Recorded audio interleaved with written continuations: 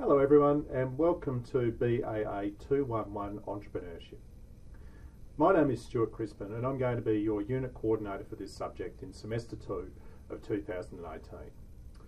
This is a very exciting time to be teaching this unit because this unit is a new unit within the Bachelor of Business. It's the first time we've actually offered this unit.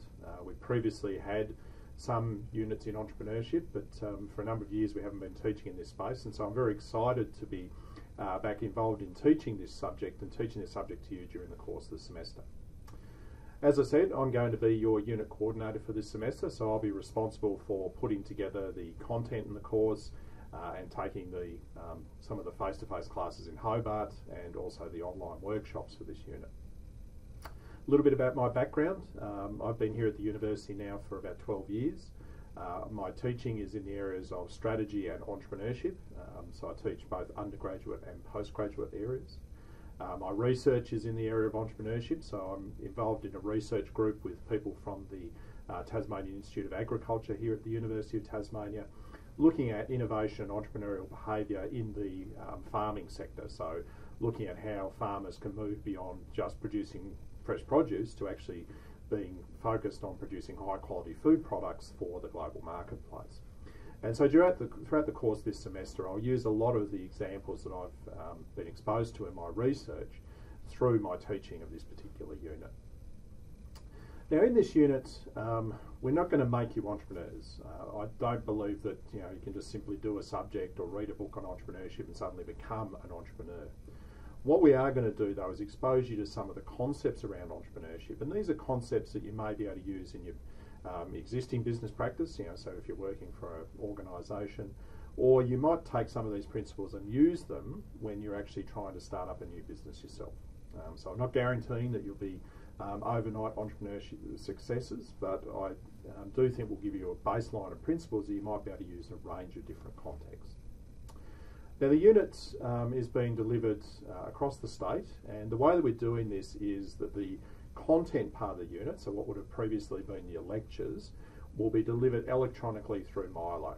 So each week you'll be able to go into the Milo site and there'll be a HTML page there that you can go to, and on that page will be a series of content resources, so some videos, some readings that you'll need to do, and you'll need to do those on a weekly basis.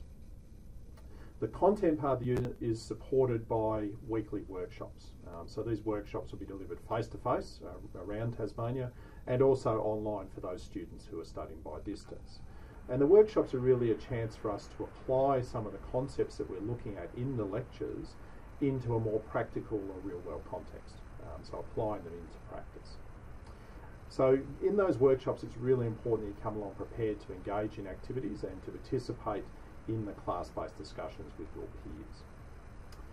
In terms of assessment, the unit actually has 4 pieces of assessment.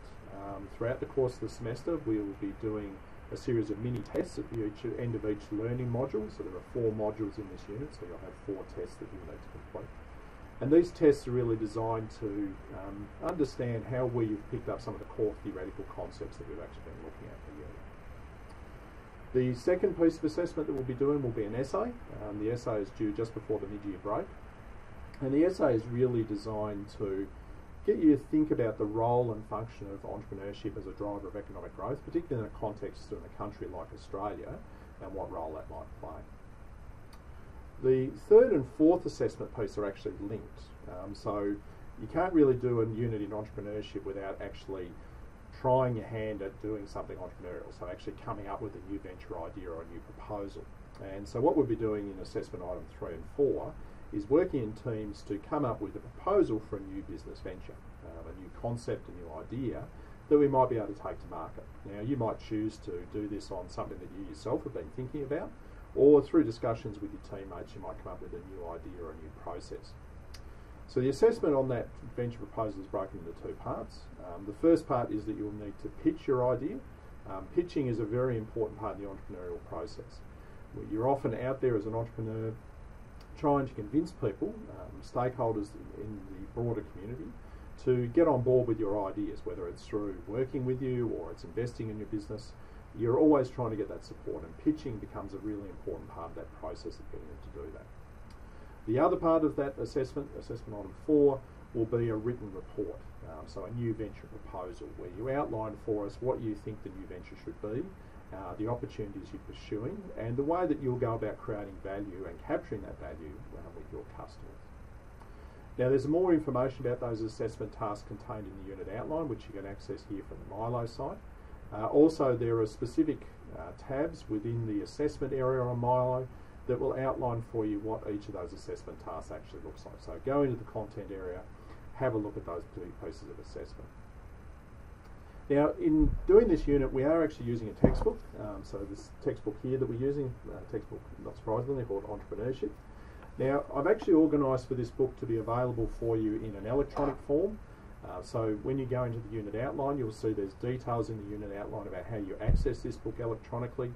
The electronic version is about half the price of the paper-based version, and at the moment, and up until the end of July, there's actually a 10% discount if you want to purchase the electronic version. If you don't want to purchase the electronic version, you can actually order that online through the publisher. You can get it through Booktopia, through Amazon, and I think the Cult Bookshop in Hobart and Launceston also has a few copies of it. But yeah, certainly have a look at the electronic version. It's certainly a lot cheaper than buying the paper-based version. Now, this won't be the only reading resource that we'll use. It'll sort of form the backbone of the course, but we will be looking at a range of additional papers and articles and stories as we go out through the course of the semester. So once again, I'd like to take this opportunity to welcome you to the unit. I hope that you find this unit to be enjoyable, that you get a lot out of it, that you understand a lot about entrepreneurship by the time that we finish this unit. And if at any stage throughout the course of the semester you should have any questions about this unit, or more broadly have questions about entrepreneurship that you'd like to ask me about, please feel free to contact me. I'm always happy to talk to you. Apart from that, all the best for the semester, and I really look forward to getting to meet all of you. Bye for now.